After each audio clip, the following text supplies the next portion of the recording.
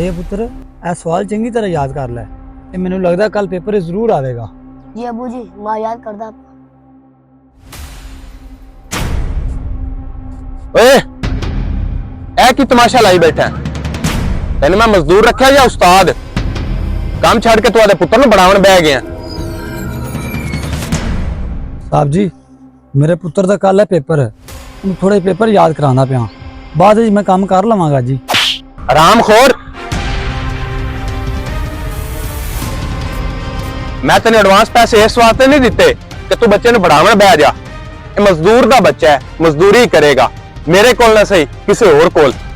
ਅਗਰ ਤੂੰ 10 ਮਿੰਟ ਦੇ ਵਿੱਚ ਕੰਮ ਤੇ ਨਾ ਆਇਆ ਮੈਂ ਤੈਨੂੰ ਨੌਕਰੀ ਤੋਂ ਕੱਢ ਦਿਆਂਗਾ ਤੇ ਪੈਸੇ ਮੈਂ ਜਿਹੜੇ ਤੈਨੂੰ ਐਡਵਾਂਸ ਦਿੱਤੇ ਨੇ ਹੁਣੇ ਵਾਪਸ ਲਵਾਂਗਾ।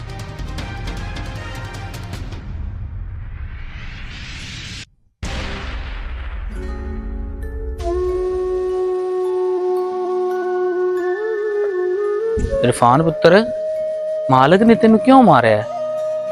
ਚਾਚਾ ਜੀ ਮੇਰੇ ਬੇਟੇ ਦਾ ਕੱਲ ਪੇਪਰ ਹੈ ਤੇ ਮੈਂ ਉਹਨੂੰ ਪੇਪਰ ਯਾਦ ਕਰਾ ਰਿਹਾ ਸੀ ਤੇ ਮਾਲਕ ਨੂੰ ਗੱਲ ਪਸੰਦ ਨਹੀਂ ਆਈ। इरफान पुत्र तू अज तो ही आदे बेटे ਨੂੰ ਪੜਾਉਣ ਵੱਲ ਧਿਆਨ ਦੇ ਤੇ ਕੰਮ ਦੀ ਟੈਨਸ਼ਨ ਨਹੀਂ ਲੈਣੀ। ਜਦੋਂ ਤੱਕ ਮੇਰੀ ਹੱਡੀਆਂ 'ਚ ਜਾਨ ਹੈ ਤੇਰੀ ਜਗ੍ਹਾ ਤੇ ਕੰਮ ਮੈਂ ਕਰਾਂਗਾ। ਚਾਚਾ ਜੀ ਤੁਸੀਂ ਮੇਰੀ ਖਾਤਰ ਆਪਣੀ ਜਾਨ ਤੇ ਕਿਉਂ ਬੋਝ ਪਾ ਰਹੇ ਜੇ? ਇਰਫਾਨ बेटा ਤੂੰ ਆਦੇ ਬੇਟੇ ਦੀ ਪੜ੍ਹਾਈ ਵੱਲ ਧਿਆਨ ਦੇ, ਇਹਨੇ ਕੱਲ ਨੂੰ ਆਪਣੇ ਸਾਰਿਆਂ ਦਾ ਸਹਾਰਾ ਬਣਨਾ ਹੈ।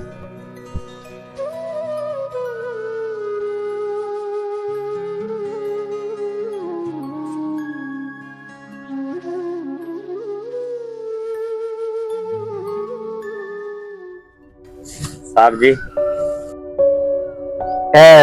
ਮੀਰ ਸ਼ਕੀਲ ਦੀ 2000 ਰੇਟ ਪਹੁੰਚ ਗਈ?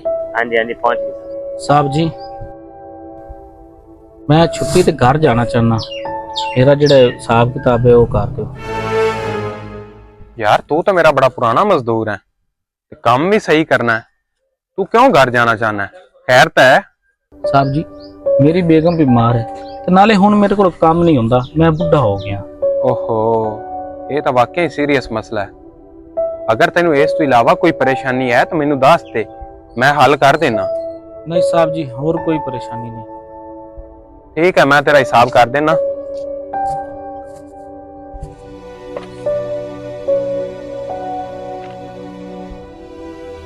अजीम इहदा ना 60,000 रुपया बनता है, वो इनू दे दे। बहुत शुक्रिया साहब जी। मुंशी जा इरफान नू वेख के आ, काम कर रहा या अज भी आदे बेटे नू पढ़ा रहा? जी ठीक है साहब मैं देख आना।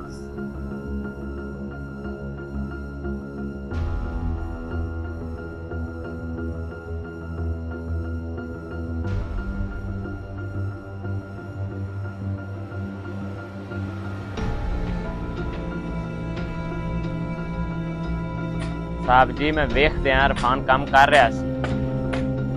ठीक है, अगर आई ना काम करदा पिया हुंदा ओनू कड बाहर मारना सी।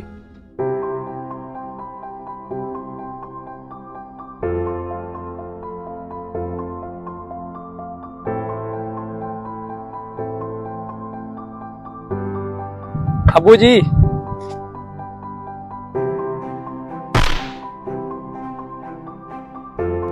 अबू जी मैं जो कुछ भी बन आया खड़ा थोड़िया कुर्बानियां थोड़ी दुआवां दे सदके तो मैं चाहना कि तुसी मैनू एक बारी गले मिलो। ਸਰ ਗੱਲ ਮੇਰੇ ਨੇ ਉਹਦੇ ਗਲੇ ਲੱਗ ਜਿਹੜਾ ਅਸਲ ਹੱਕਦਾਰ ਹੈ।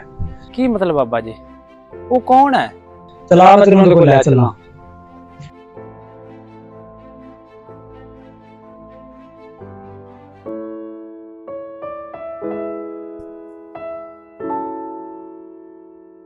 ਪੁੱਤਰ ਇਹ ਹੀ ਉਹ ਅਜ਼ੀਮ ਹਸਤੀ ਜਿਹਨੇ ਤੇਰੇ ਪਿੱਛੇ ਆਪਣੀ ਜ਼ਿੰਦਗੀ ਦਾਅ ਤੇ ਲਾਤੀ ਤਾਂ ਕਿ ਤੂੰ ਪੜ ਸਕੇ।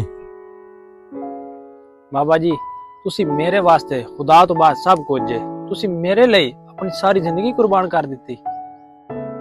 बेटा जी हुण तू जेड़ी रोशनी दा चिराग बन के आया है ना, तू सारे अंधेरिਆਂ ਨੂੰ खत्म कर देवेगा। तू सारे अंधेरिਆਂ ਨੂੰ खत्म कर देवेगा इंशाल्लाह बाबा जी इंशाल्लाह।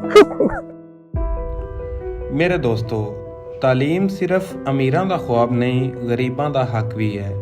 ਅਗਰ ਇੱਕ ਮਜ਼ਦੂਰ ਆਪਣੇ ਬੇਟੇ ਦੇ ख्वाब ਵਾਸਤੇ ਥੱਪੜ ਖਾ ਸਕਦਾ ਹੈ ਤੇ ਮੁਆਸ਼ਰਾ ਉਹਦੇ ਬੇਟੇ ਦੀ ਕਾਮਯਾਬੀ ਤੇ ਫਖਰ ਕਿਉਂ ਨਾ ਕਰੇ। ਅਸਲ ਤਬਦੀਲੀ ਕਿਤਾਬਾਂ ਨਾਲ ਆਂਦੀ ਏ ਤੇ ਅਸਲ ਹੀਰੋ ਉਹ ਹੁੰਦਾ ਹੈ ਜਿਹੜਾ ਕਿਸੇ ਹੋਰ ਵਾਸਤੇ ਪਸੇ ਪਰਦਾ ਰਹਿ ਕੇ ਲੜਦਾ ਹੈ। ਕਦੇ ਵੀ ਕਿਸੇ ਗਰੀਬ ਦੇ ख्वाब ਨੂੰ ਹਕੀਰ ਨਾ ਸਮਝੋ, ਕਦੇ ਵੀ ਕਿਸੇ ਮਜ਼ਦੂਰ ਦੇ ਬੇਟੇ ਦਾ ਕਲਮ ਨਾ ਖੋਵੋ, ਕਿਉਂਕਿ ਉਹੀ ਕਲਮ ਕੱਲ ਤੁਹਾਡੇ ਫੈਸਲੇ ਲਿਖੇਗਾ।